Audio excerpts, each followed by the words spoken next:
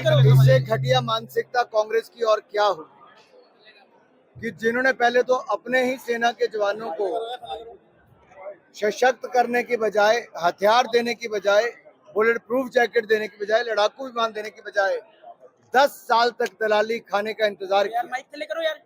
दूसरी ओर मोदी जी की सरकार है जिसने अगर डोकलाम में भी किसी ने अतिक्रमण करने का प्रयास भी किया तो हमारी सेना ने मुंहतोड़ जवाब दिया है। पुलवामा के बाद सर्जिकल स्ट्राइक और एयर स्ट्राइक करने का काम भी किया है। हमने देश के अंदर भी आतंकवादी हमले और नक्सलवाद को कुचलने का काम किया है।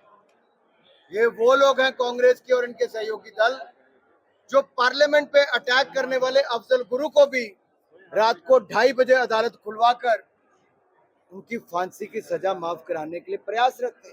कांग्रेस के लोग वो हैं जो टुकड़े टुकड़े गैंग जो भारत का नामो निशान मिटा देना चाहती है उनको भी अपने राजनीतिक दल में शामिल करवाते हैं और पार्टी की टिकट देते हैं। कांग्रेस ने जो देश का साथ अन्याय किया है वो देश कभी भूलेगा नहीं।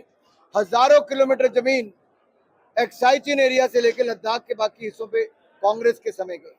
पाक अधिकृत कश्मीर कांग्रेस के समय बना। कच्चा थी वो आइलैंड कांग्रेस ने दे दिया श्रीलंका को।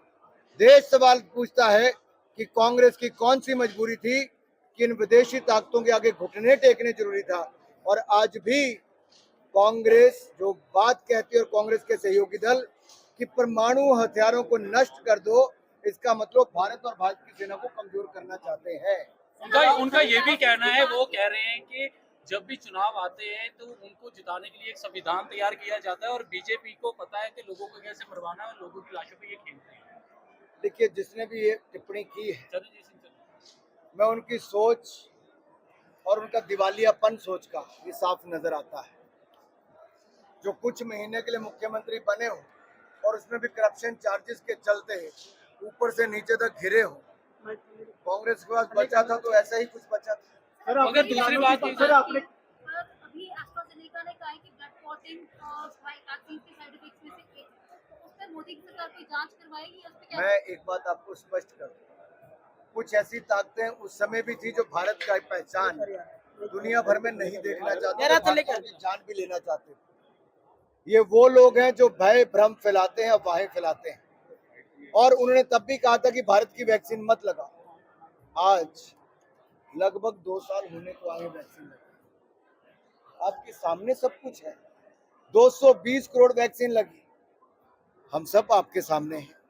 देश के लोगों की जान बची है, महामारी से भी बचाया, भूखमरी से बचाया। और वैज्ञानिकों ने और जो एक्सपर्ट्स हैं बहुत स्पष्ट कहा है कि 10 लाख से ज्यादा वैक्सीन में से भी मात्र 6-7 पे ऊपर जाके मुश्किल से कहीं पर इस तरह की कोई दिखता है। तो आप कल्पना तो कीजिए क्या कह रहे हैं।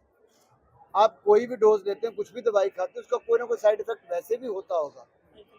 लेकिन इसको बिल्कुल स्पष्ट तौर पर वैज्ञानिकों ने भी कहा, एक्सपर्ट्स ने भी कहा और देश के सामने सच्चाई को लाए। लेकिन कुछ लोग हैं राजनीति करना चाहते हैं, उनको करने दी। राहुल गांधी, चरणजीत सिंह चन्नी ने कहा है कि भाजपा का जो विरोध हो रहा है वो इसलिए हो रहा है कि ये किसानों के खिलाफ है, किसानों को खत्म करना चाहता है, किसानी को खत्म करना चाहता है और जो पंजाब की अर्थव्यवस्था है उसे तितर बितर करना चाहता है। मैं एक सवाल पूछता हूँ और मैं पंजाबी में बोलना चाहता हूँ।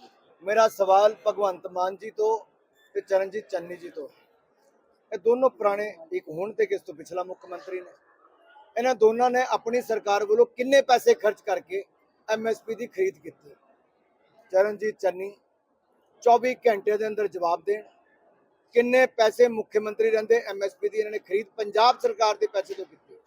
ते भगवंत मान जी इन्हों की सरकार तो पहले वड्डियां वड्डियां गल्लां करते सी कि जो केंद्र सरकार नहीं खरीदेगी तो असीं खरीदांगे। तो 2 साल तो इन्हों की सरकार नूं भी हो गए, इन्होंने कितनी खरीद की है? पहला सवाल है।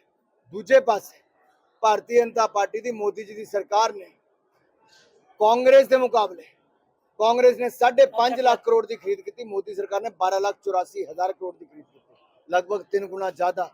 दाम भी दुगने दिते, खरीद भी दुगनी की।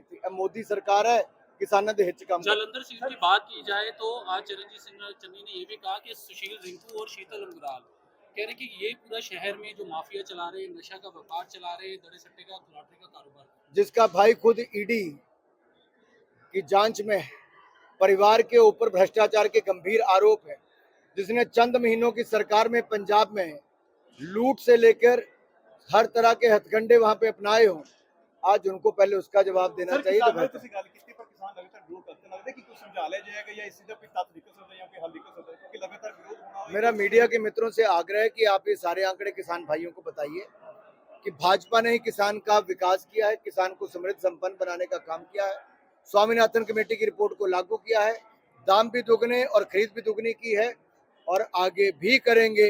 एमएसपी पे खरीद की है, आगे भी करेंगे। किसान को खुशहाल पहले भी किया, आगे भी करेंगे।